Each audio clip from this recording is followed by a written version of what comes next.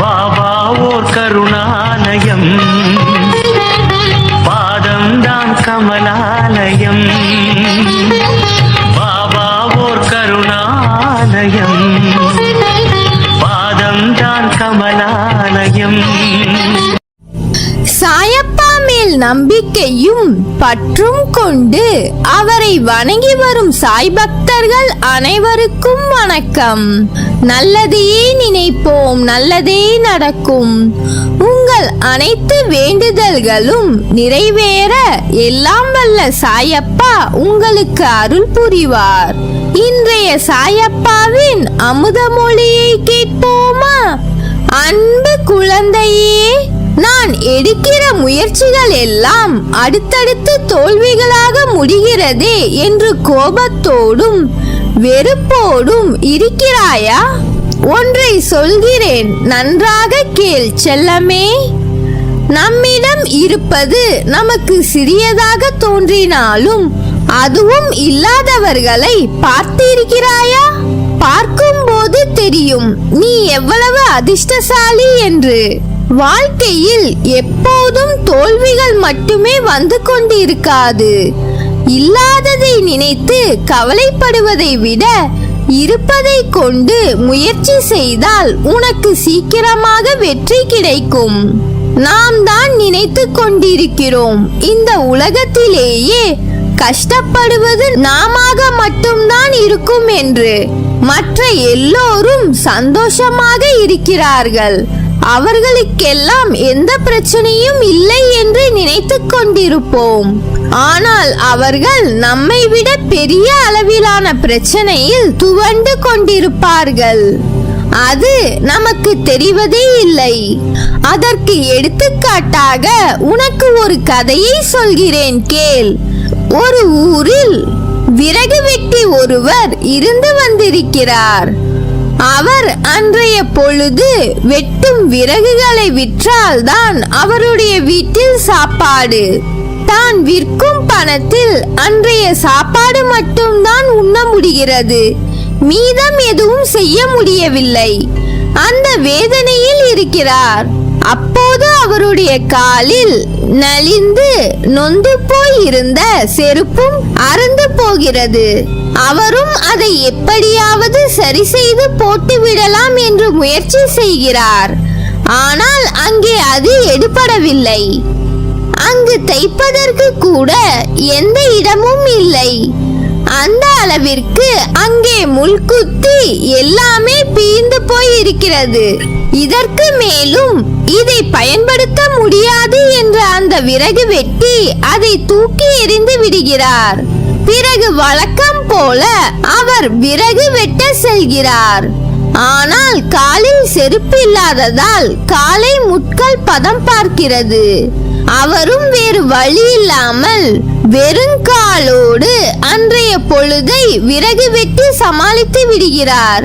பிறகு அடுத்த நாள் எப்படியாவது இன்றைய பணத்தில் செருப்பு வாங்கிவிட வேண்டும் என்று அவரும் நினைக்கிறார். ஆனால் கிடைக்கும் சொற்ப பணத்தில் அவர் வீட்டு குழந்தைகளுக்கான சாப்பாடு மட்டும்தான் வாங்க முடிகிறது. இப்படியே அடுத்த நாள் என்று மாத கணக்கை தாண்டி விடுகிறது. அந்த விறகு வெட்டியின் காலில் முட்கள் படாத இடமே இல்லை என்று சொல்லும் அளவிற்கு இருக்கிறது. அப்போது அவருக்கு கடவுள் மீது கோபம் வருகிறது. நான் உன்னிடம் என்ன கேட்டேன்? எனக்கு பெரிய ஆடம்பரமாக எதுவும் தேவையில்லை. இப்போது ஒரு செருப்பு வாங்குற அளவுக்கு எனக்கு கொஞ்சம் வருமானத்தை கொடு என்றுதானே கேட்கிறேன்.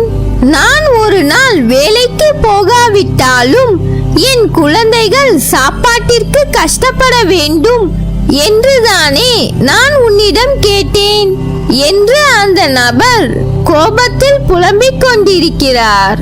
நம்முடைய மனதில் இருப்பதை எல்லாம் கோவிலில் இருக்கும் கடவுளிடம் போய் கொட்டிவிட வேண்டும் என்று அந்த விறகு வெட்டி கோபமாக கோவிலை நோக்கி நடக்கிறார். கோவிலுக்கு வந்த பிறகு அவருக்கு அதிர்ச்சி கிடைக்கிறது.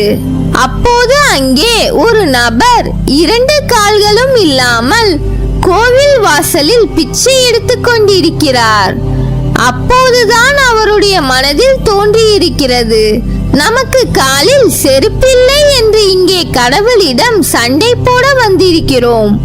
ஆனால் இங்கே இருக்கும் நபருக்கு 2 கால்களும் இல்லை என்று யோசித்து இருக்கிறார்.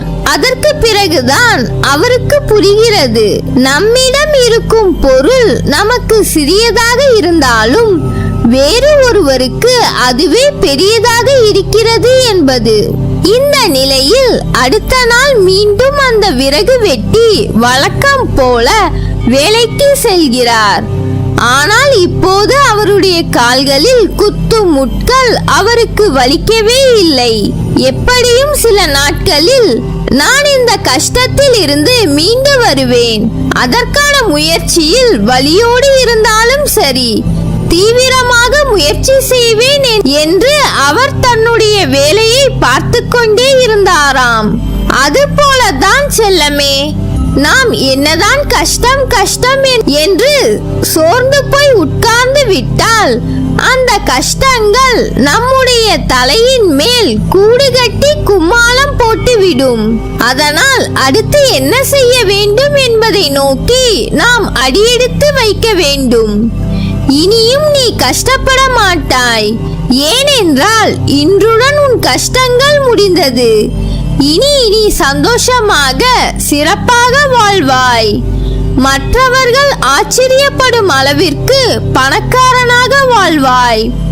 உன் மனம் போல் வாழ்க்கை அமையும். இத்தனை காலம் நீ பட்ட கஷ்டங்களுக்கு இனி விடிவு காலம்தான். நீயும் உன் குடும்பமும் நன்றாக வாழ்வீர்கள். இனி உன் காலம்தான். வாழ்க்கையில் நிம்மதி, வெற்றி, சந்தோஷம் என எல்லாம் உனக்கு இனிமேல் தென்றலாய் உன்னை சிலிர்க்க வைக்கப் போகிறது. எனது அற்புதங்கள் நிகழ்ந்து கொண்டே இருக்கும். என் உதவி உங்களுக்கு எப்போதும் கிடைக்கும். நான் செய்யும் உதவி அற்புதங்களாக வெளிப்பட்டு கொண்டிருக்கும். தாண்டி வந்த பள்ளங்களும் மேடுகளும் ஆழங்களும் எல்லாம் இன்றோடு முடிய போகிறது. உனக்கான வெற்றி காலம் ஆரம்பித்து விட்டது. என் உயிரான குழந்தைக்கு என்றும் துணையாக நின்று அரவணைப்பேன். பிறர் உன்னை உதாசீனப்படுத்திய நிமிடங்கள், துரோகம் மற்றும் வஞ்சத்தால் நீ சிந்திய கண்ணீர் அனைத்தும் வண்ணமயமான வெகுமதிகளாக உன்னை வந்து சேரப் போகிறது. இனிமேல் எல்லாம் ஏற்றம்தான். இது உன் சாயப்பாவின் சத்திய வாக்கு. உன் வாழ்விலும் வெற்றிகள் குவியப் போகிறது. கலங்காதே. உன் அம்மாவாக அப்பாவாகிய இந்த சாய்பாபா நான் இருக்கிறேன்.